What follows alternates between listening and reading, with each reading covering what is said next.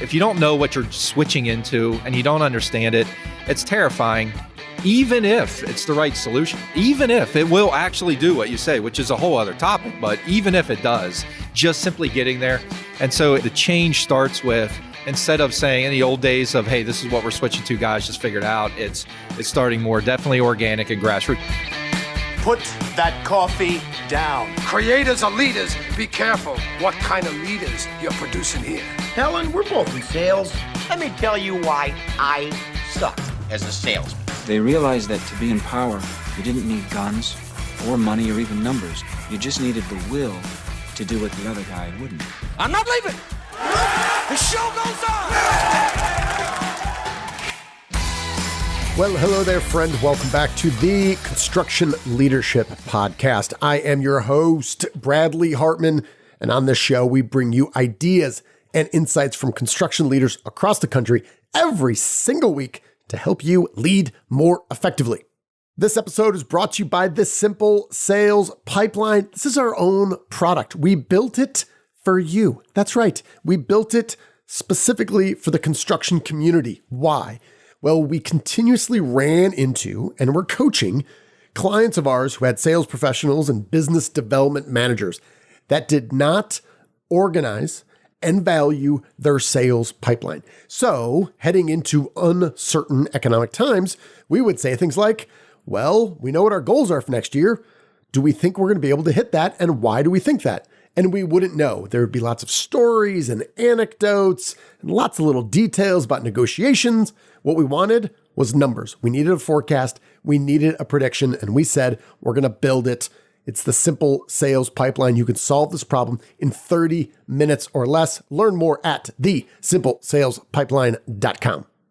Now, I'm excited to bring to you today my conversation that I had in person in Las Vegas at the International Builder Show with Marissa Fahrig, who runs process improvement at Buffington Homes in the great state of Arkansas. Yeah, it is. I said it. It's great. And Mr. Matthew Collins, he's a managing member of the Mainspring Group in Pennsylvania. Now, Marissa, Matt, and I met up at the booth of Higharc in Las Vegas at the Convention Center. And Higharc, as you know, is the intelligent home building platform where you can design, sell in 3D, and get permit-ready construction documents all in one place. Yeah, I know. It sounds like magic. It's not. It's Higharc. It's the intelligent home building platform. You can check it out at higharc.com. And by far, Higharc had the best booth that I saw at the entire IBS convention. So we set up shop. There's a really nice tree that was growing out of the middle of a table. And we got together, and Marissa and Matt both shared many common sense, non-intuitive insights that I really found powerful. I really enjoyed talking to both of them, and I'm excited to bring to you our conversation. Again, this is Marissa Fahrig, who runs process improvement at Buffington Homes in Arkansas, and Mr. Matt Collins, managing member of the Mainspring Group in Pennsylvania. As always, thank you for listening. Marissa Fahrig, Matt Collins, welcome to the show. Yeah, Hey, thank you.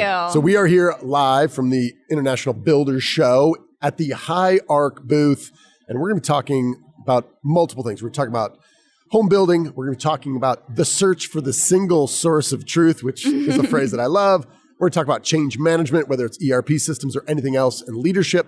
So I appreciate you guys making time. Yeah, thank you. Thanks, Bradley. So Marissa, I'm going to start with you. Okay. You got your undergrad where? Missouri Southern State. Missouri Southern State mascot? Missouri Southern State University. Sure. And what is their mascot? That's correct. Oh, it's a lion. A lion. Yes. Fair enough. Yes. Okay. It was my hometown college. I was a little fearful of leaving the nest. So that was the choice that I made. And then I went to grad school at Missouri State. Yeah. Earned your MBA. Yeah. You end up working as the executive director, the local HBA. Yes, sir. What drew you into that? And then maybe how'd you double down on that to kind of really go all in on home building? Yeah, so in college, I helped start a nonprofit with some friends of mine. And continued kind of on that nonprofit path in my early career and moved to Northwest Arkansas just because of the amazing opportunities. I found the HBA, and it's sort of nonprofit adjacent. I mean, we have a foundation, we give back, we host events, kind of like a merger of all the things I already like to do. And then I realized through getting that job how interested I was in home building and how much I loved the people who were also interested in home building. So, yeah. That's great. So, Matt, your background, if you could create an executive who runs his own consulting company, who works with folks all over the country, and say, what would the ideal background be? I would say, well, I don't know, military background, you're in the U.S. Army, maybe some experience on the dealer side, you worked at 84, working in purchasing, close to the money, understanding that process for a home builder, done that, then became VP of a home building executive, then you started working for one of the nation's best, the Shin Group, nation's best consulting firms, then go back to really lead a home builder in Gulfport, Mississippi, and now you're on your own with the Mainspring Group. I'm like, this is it. I just read through this. I'm like, all right, this should be the easiest interview ever because of all your experience. But given that extensive background and the different aspects of the business you worked in, what do you draw upon as you think about those experiences now most? As we kind of enter 2023, what do you find yourself talking to your clients most about as kind of addressing their pains or taking advantage of opportunities? What we see a lot with our clients is it's a daily firefight. And we really focus on the operations teams within home building companies, from that contract to post-closing through warranty. But that phase, and we see those folks just worn thin. I mean, and yeah, some of my background was in that chair in those roles for quite a while and can really appreciate what they go through on a day-to-day. So we really focus on a balance for them in their lives, give them the tools and resources to improve their own work-life balance, that you don't need to work that insane hours to be successful. We can give you solutions to do it. And we really focus on trying to we know that they are in that daily firefight. There's hardly any resources that the typical builder can allocate to improving systems and processes and kind of make it to scale. Proactive work within the operations team day in and day out just isn't there. So we come and try to do a lot of that heavy lifting for them, help them. We try to do that kind of like a fast forward button for those guys. So we can help them set up the system, set up so they can scale. And that's a lot of our clients are small builders, mid-sized builders that are trying to go to the next level, but they don't have the ability to really invest their own team's time to create those systems. So Marissa, I want to ask you this question. Yeah. As we were talking how kind of we all got connected through Higharc. Yes.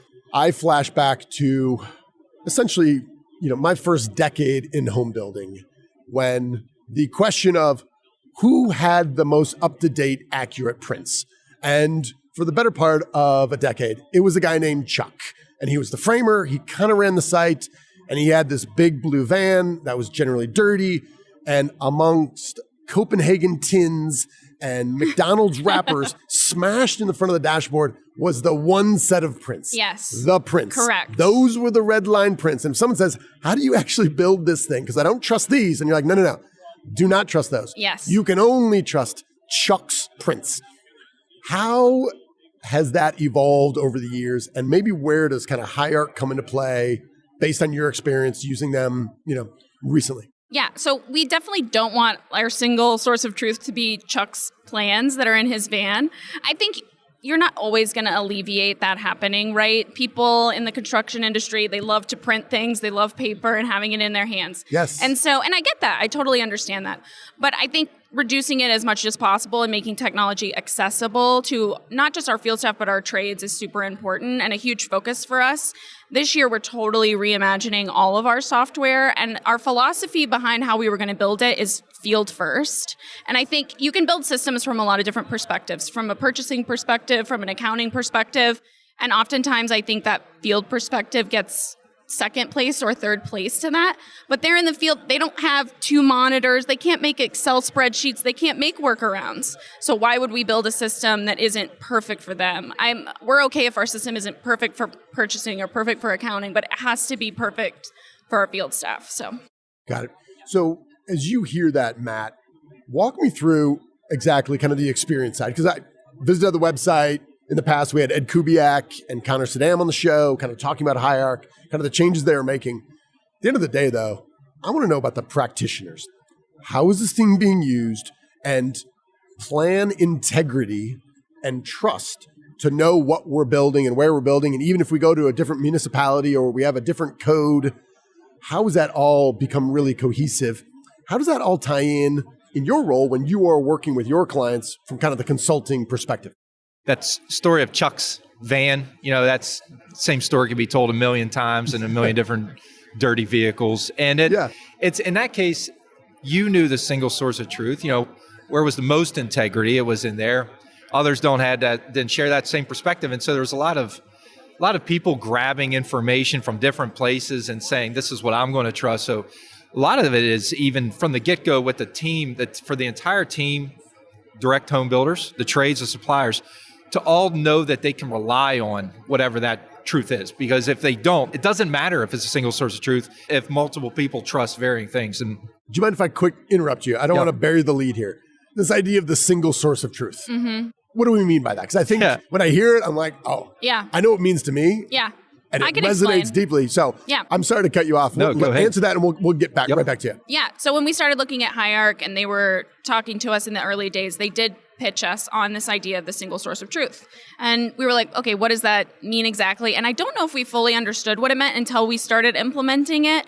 But what it means is, if we draw a square in Higharc's automatically going to say, okay, this square is a house. It knows how Buffington builds its walls. It knows how Buffington does the eaves, the placement of windows. It's going to automatically kind of make those decisions for you, right? Okay. So when you're drawing those things and getting your house plans in there, at the same exact time, you're creating your sales experience and your sales options so they're fully connected to the plans. And then also, at the exact same time, you're able to print that out in plan form to have those lot-specific construction documents. So everything is hand in hand. Instead of having what we had, which was a third-party drafter drafting our plans, outsourcing it, takes a long time, takes a lot of money to make those changes. That's not connected to our sales experience. There's a lot of room for human error there. And then send it off again after the sales experience to get the lot specific. So having all of that in-house and kind of taking like our power back and being able to do it ourselves is huge. Wow. No, I'm glad I asked because, again, that means different things to different people, but I wasn't actually thinking all the way through to that single source of truth to the homeowner as well, right? The customer. So it's bringing in the trades. Yeah. Like this is where we all go and we all trust it. So absolutely. Yeah. It's producing those key building measures also. So like it's related to the takeoffs, like everything. When you change a wall or when you move a window, it's connected to every single piece of your buyer experience and your sales experience. Yep.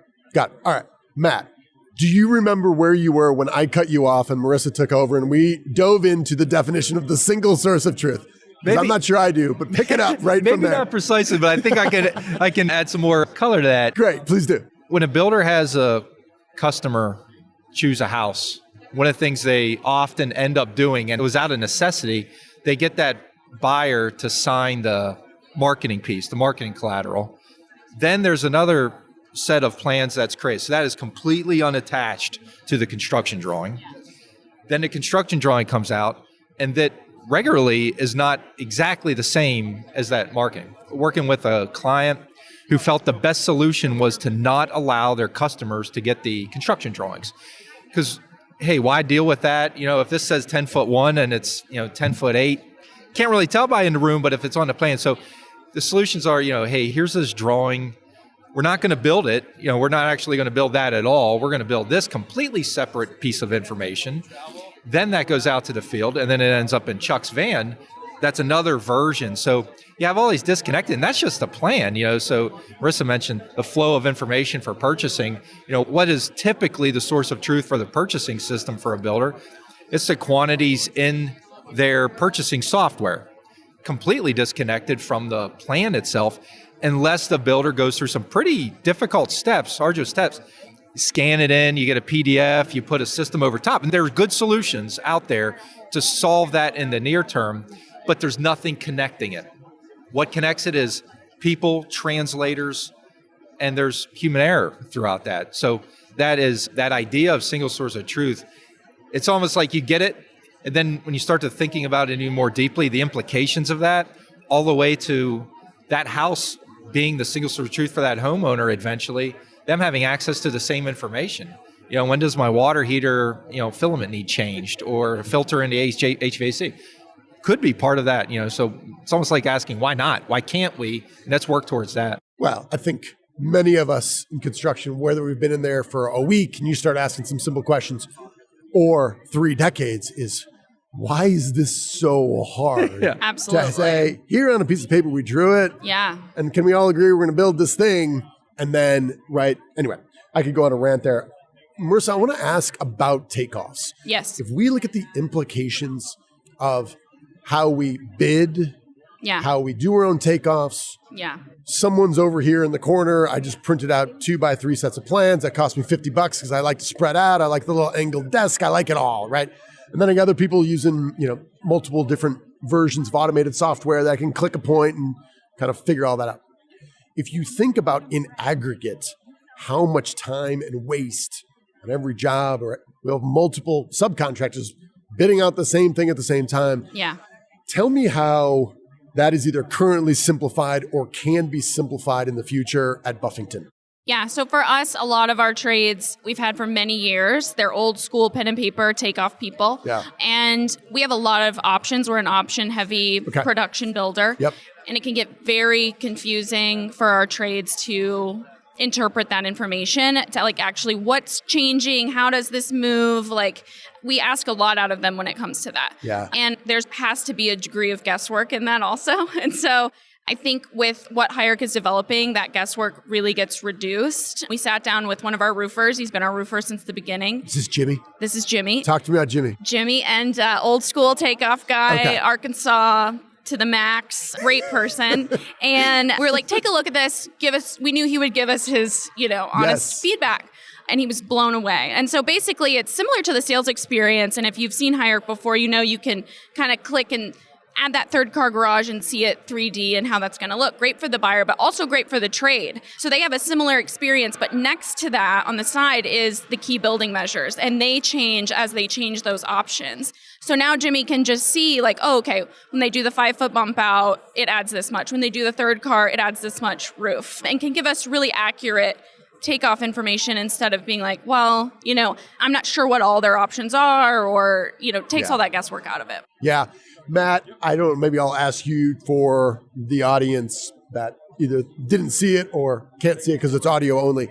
Can you describe what's on the backside of that 15-foot wall there? Because when I saw that, I instantly thought that was my life.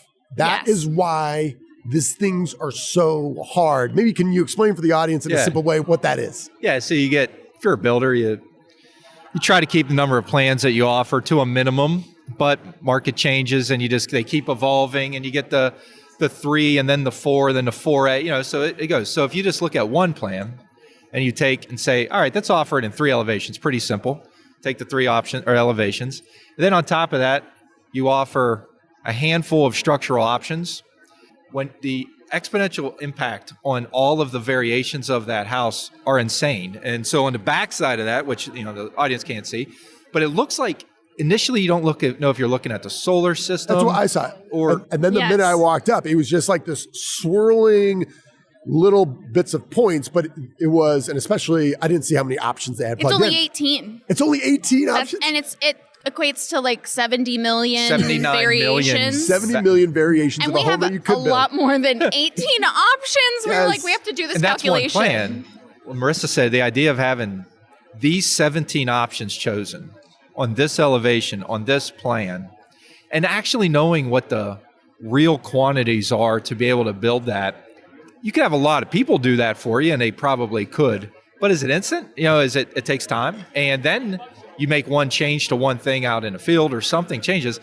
It's such a big number that it's like we're not even going to truly try to have all of that information. So we're going to do a lot of lump summing. We're going to do a lot of guessing. So much compromise comes with that, I feel like. It does. Yeah. I'm always blown away helping builders bid and, sitting in that seat for a lot of years. We'll negotiate to the fractional dollars, on lineal foot of I-joist or whatever. Yes. And best negotiators driving that price down. But the quantities, the quantity isn't even agreed to. You negotiated, 0.3 cents out of that lineal foot, which is great. Good job, and great job, supplier, for coming alongside the builder in that.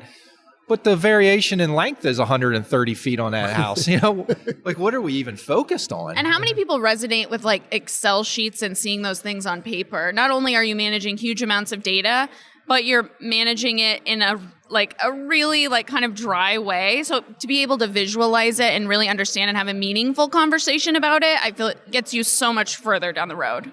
Well, when I spent some time in purchasing, so I had been in the field for 8 years during the go-go days of the early 2000s, built 1,000 homes in the field over 8 years with a bunch of other really talented people. I was just hanging around annoying them.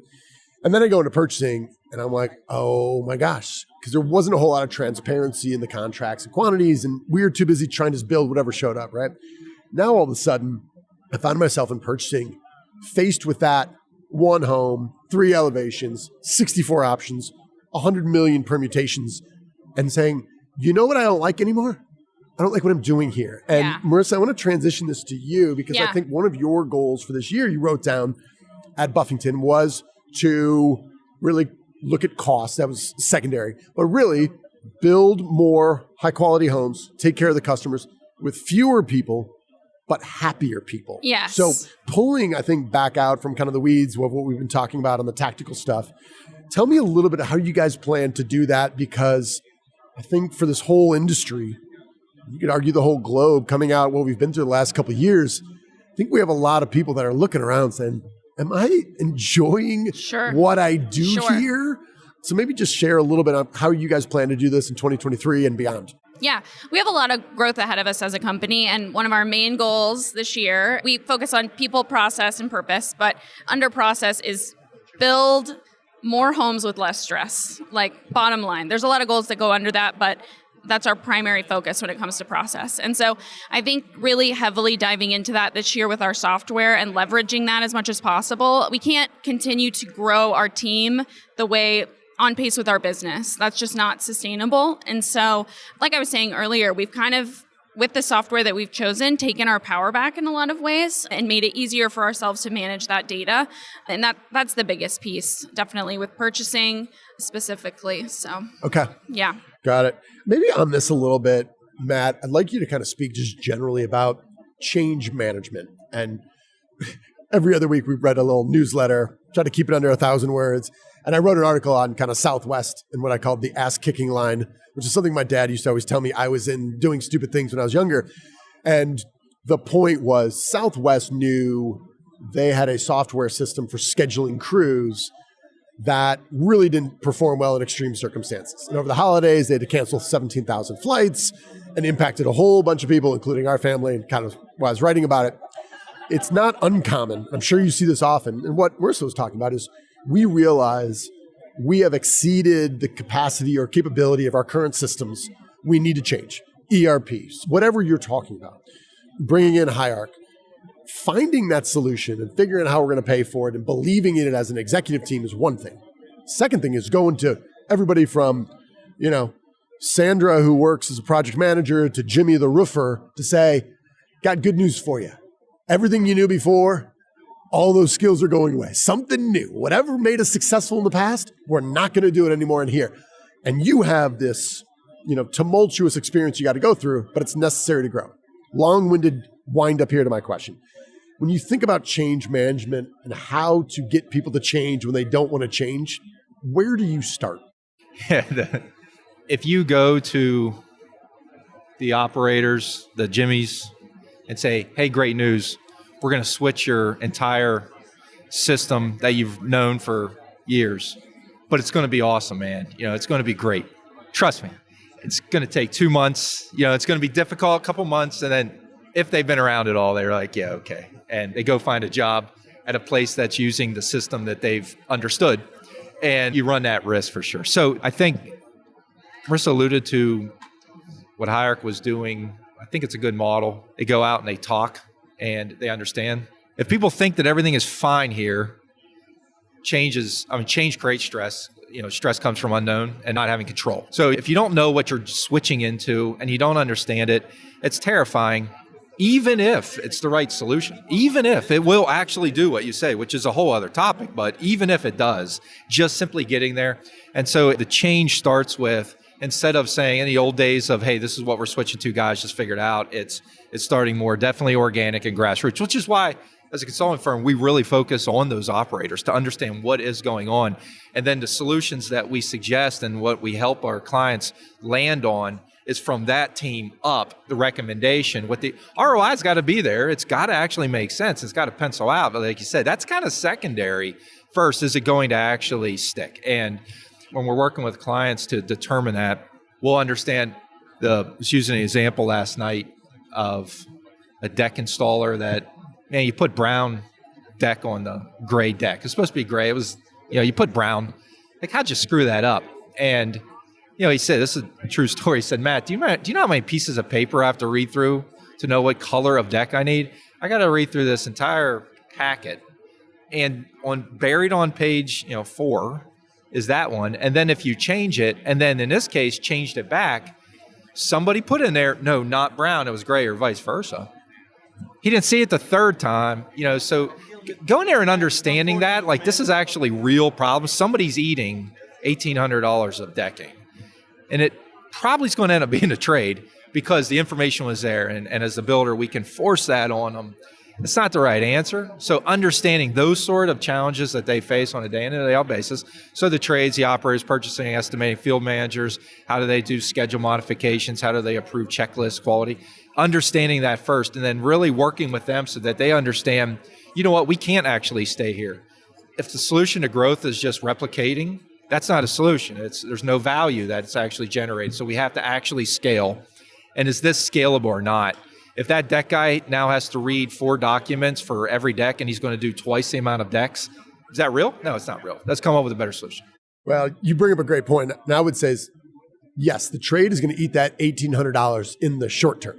Oh, yeah, in the long term, right. He'll get it out of you. There's if there's some mental accounting going on, and he might say, I'm going to lay low here.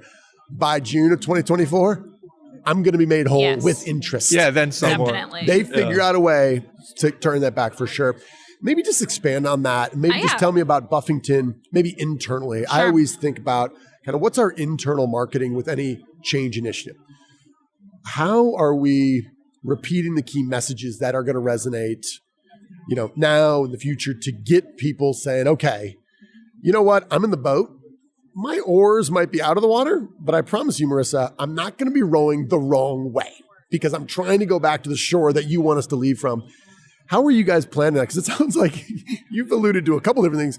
Sounds like you're taking a look at a couple different systems internally at the same time. We ripped the Band-Aid off and we just said, we're going to change everything, which is kind of shocking to our team, right? But luckily we have a great company and a great culture. So our people are on board, but we realize that change is hard and difficult. And I think for us, one thing we did right off the bat was we took some time to create a video that we just put together. I don't know if you've ever seen this, but on YouTube, they'll do these explanation videos that are on dry erase boards. Yes, sure. And they'll kind of draw it out. Little hand moves around? Yes. Sure. So I did that for our team, and I drew out kind of the flow of all of the new systems together. Sorry, just curious. Yes. You literally did it with your hand, or you used a service that did it and you No, I did it. You did it? Yes. So our marketing department helped me kind of draw this out. This is the fastest way I knew how to do it. And so we rolled it out to our owners and we said, this is what we want to do. This is what we want to create in like a visual, engaged way so they could see it all the way through. And they were like, okay, we're on board. What do you need from us? And we were like, well, that's all we needed. And so then we rolled that out to our team and just said what questions do you have? This is the goal. And so I think giving people a really good sense of where they're going is so important in that process because you can say a lot of things and give a lot of terms, but that doesn't mean a lot to people. I can say Higharc, but it's like, well, what does that mean exactly, right? So showing them visually, I think, has really been important for us. And I've kind of tried to tailor my message to each department. Accounting takes change differently than purchasing takes change, than the field takes change. And so I've tried to make sure that I build trust with that department, that I have, kind of my champions in that department who are on the same page with me, who are ready to kind of help lead that team through it, and then providing those visuals so everybody kind of knows where we're going. And just,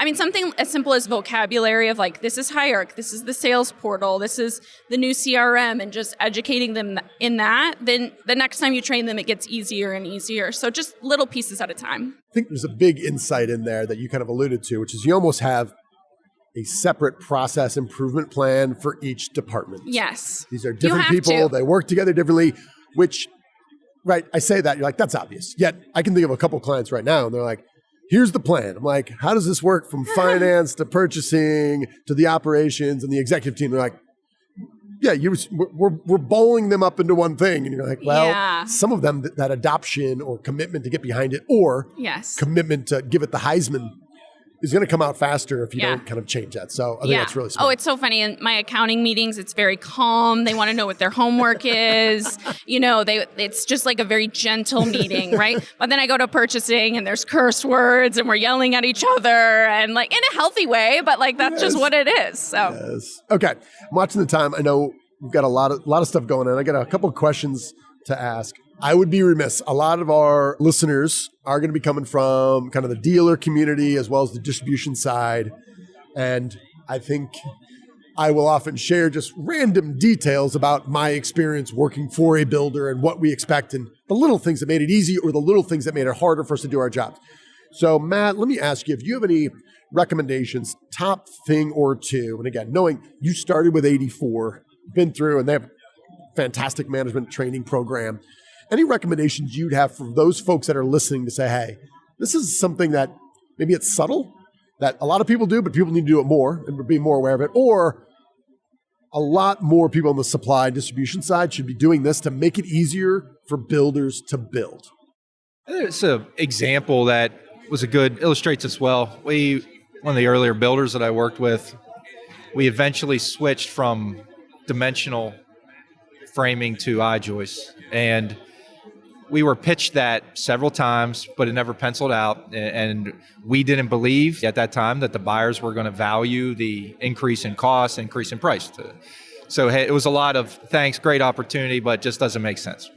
One particular, and everyone approached it the same way. What's your lineal footage? And let's get down that, to the 1.004, per foot.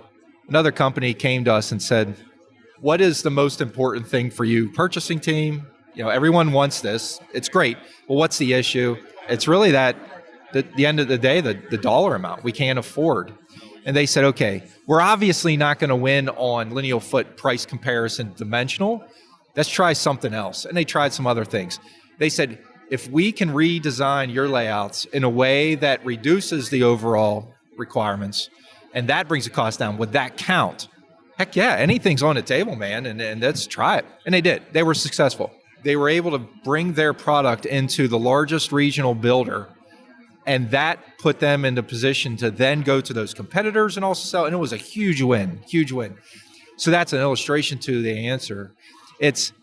Don't think it's just lowballing, and don't think it's just the price. There's a pain that builder is experiencing. It's likely in volatility, supply challenges, changing.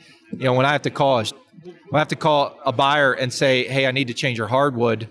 They said, you didn't know about this when you called me about the shingles 2 weeks ago. And then there's the tiles gone, so come up with solutions that are actually working solutions that are actually addressing those real life problems that the builder and those operators face. And there will be opportunity there. It's not don't worry about getting the takeoffs and all that stuff. There's other solutions, and it's just knowing what that pain is. So affordability crisis is real. Availability of product is real. Supply chain constraints is real. Scheduling downtime is incredible on a job site. Those are real pain points. Well, I think this is all construction, but this assumption that buyers are solely focused on price, and this is the lowest common denominator. So let's look at apples and see how much it costs and how much we'd have to do, when oftentimes the answer is, number one, I'll often say is there's a reason sales requires persistence, because sometimes it's the right solution at the wrong time. It's not a priority. People didn't get it. You didn't explain it well enough. The other part is just shutting off the phone, sitting in a dark room, and thinking. Be creative. I will ask executives. We do some executive coaching. I'll ask them, or I'll salespeople. I'll say, how often do you shut off the phone and just think about the people that are most important on your team and your most important customers, about the most important things to them that impact their profitability? I will often get laughter. Too busy, man. There's no time. I can't. Yeah. Shut off my phone. Are you crazy? You know what happened? Oh, I get it. We're too busy to think. Okay. So anyway, love that. Marissa, same question. Yes. What can suppliers, distributors, what can they do to make your jobs easier? I think from my perspective, there's a lot of ways we can make suppliers working for us easier. You have to kind of take a step back and decide, what is our pain in the ass factor, right? Like, how hard are we to work with? And the PETA factor. Yeah. I don't know how else to explain it, but yes. I think once you can kind of remove yourself from it a little bit and see it from their perspective, that really helps you when you're designing a system. I think we have this vicious cycle of, okay, if our schedules aren't right, and then the trades can't trust it, and then purchasing can't trust it, and then sales loses communication, and then we're back at the front again, right? And so we have to be champions of our system and be champions of our frontline field folks using it, I think, first off, and then we can build that trust with our suppliers. They can trust our system and trust our processes. And, it's really up to you. Like, if you're going to be a high pain in the ass factor, I don't know what you termed. PATA. Pain in the ass. Then you're going to pay factor. for it. Yeah. And so it's on you at the end of the day to decide where you land on the scale. It always amazes me. I feel for those new suppliers and trades that land a account like Buffington or pitch a deal at somewhere I was working and they get that. We think we negotiated so well. They're excited because it's a big account. But what the people they're bidding against, the trade suppliers that have been in there, they're not aware of that factor. So in a short amount of time, if every time somebody new bids you and their costs are low, and the people that work for you over time, their costs have to keep climbing, it may not be their commodities. It may be that factor. Yeah.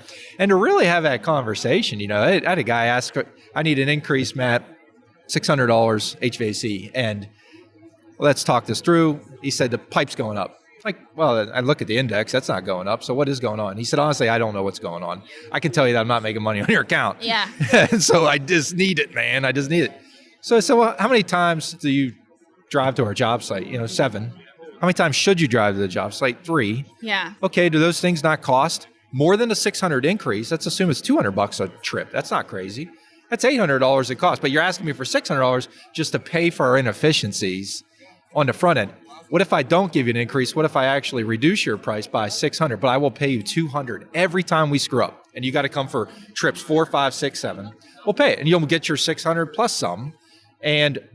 But when we start cutting variances for $200 a pop to go to that job site, all of a sudden the tension's being learned. And then we can actually, it's a Hawthorne effect. We can actually fix the real problem. It's not your cost. It's not the PVC index. Hawthorne effect being shining a light on it, letting people know we are paying attention to this, we are paying attention to you, and now all of a sudden things happen. It's magical. We rely so much on our trades, but they need to be able to rely on us too, to take in that feedback, to make those changes, and to look at ourselves, And I think many people listening were like, yeah, that's fine, but you don't know what it's like to work with Johnson Homes. If I come back, they're going to call me a martyr, and then they're going to start looking for a replacement. And I'll say, well, if true, depending on your market, there's probably other folks you want to work with them. Like, these aren't good partners. They're not going to help you be profitable, right? And if you're just doing this for practice or you're doing it for cash flow, it's not a fun way to make a living. You can find something else. But if you can, and that's the kind of approach that I took in purchasing, especially coming to the field, I'll say, hey, why don't we bet on ourselves? You take 8 trips, I'll pay you for those. But I said, you got to invoice me and you got to let me be part of the solution. Otherwise, they're kind of like, let's just kind of lay low and I'll try to just nickel and dime my way into profitability, which isn't fun. And again, you want partners and try to figure out how to collaborate better. So, all right, final questions before I go. Both of you guys are doing some really neat things that I kind of nerding out on is in the preparation here. Marissa, start with you. Tell me a little bit about Mojoy Creative. What's going on there? It's a little side business I have with my best friend, and she lives in Wisconsin. I live in Arkansas. And so, being kind of from that nonprofit DIY background, we were like, how do we see each other and not pay for it, right? So we started a business, and we paint murals in people's houses, or we'll redecorate their living rooms, or we just launched a candle collaboration. We just kind of whatever, so we can spend time together. Yeah. I sometimes ask questions and we go on for 4 hours in this podcast. candle collaboration. Does that involve Yeah. wax creation in someone's Oh my bathtub? gosh. What happens there? So our art director at Buffington Homes, Yeah. he has a side business where he makes these amazing candles. So we partnered up with him, and basically it's like a candle for your best friend kind of thing. Okay. You can get a picture of you and your best friend or your spouse or whoever on the candle, and it's all natural, good for you kind of thing. Where's it made? We made them. We poured them. Arkansas did it ourselves. Yeah. You have like molds? Yeah, he has the whole candle business that he runs. Yeah. All right. On the side. You need to go have a drink. It's and actually talk about very the interesting. candle business. I am. Yeah. All right. Yeah. I'm glad I asked. All right. Tell me about MOV. Mauve, Men of Valor. How do you, if you do the MOV, is it MOV or move? We say move, yeah. It's kind of Okay. an acronym. It means, forward, onward, growth. Yeah. Tell me about it. But it stands for Men of Valor Ministries. It's a part of my change in opening the Mainspring Group was to focus at a higher level. I have 5 kids, we homeschool. So Good for you. Focusing on the family and having some bandwidth and space for the family. So in that process, then really getting involved specifically with all my kids, but I noticed that a lot of programs to give sons some skills, like you drop them off and go pick them up, the coach does it or whatever. So Men of Valor Ministries was from a faith-based perspective to strengthen relationships between fathers and sons, doing projects together. So we're running basketball camp. We have firearms training that we're doing, which was really hard to have and then get underwriting for a liability policy, but we're it's all solved now. Basketball, no problem. Basketball? Firearms Yeah. could be an issue. So we got jujitsu, backpacking, music, theology, and just focusing on time for dads and sons together to be involved together and to strengthen those relationships. Where can people find more about that if they're interested in what you're doing? Because I think I know there are lots of people in our audience who will often hear or see a model of this being done, and either they're already doing something similar or they're thinking about launching. So I think this is great. By the way, great marketing on this as well. Thanks. Yeah, it's a nice coaster. It's Go Move, but it's GOMOV.org is our is website. Yeah, come check us out, and we put blog posts up, and it's a lot of fun. It's just stemmed out of wanting to be a better dad, better husband, better father, and better man of faith, and it's exciting. I love it. Okay, awesome. We'll link to that in the show notes. Marissa, where can people find more about you and Buffington? They can go to our website on Buffington. They can see what we've recently done with Higharc. And we are in the Higharc booth. We have configurable models of our homes on the website right now, so you can have that great sales experience. Matt Collins, Marissa Fahrig. Yeah. I really enjoyed talking to you guys. Thank you for your time. Yeah, thanks, you. Bradley. Yeah.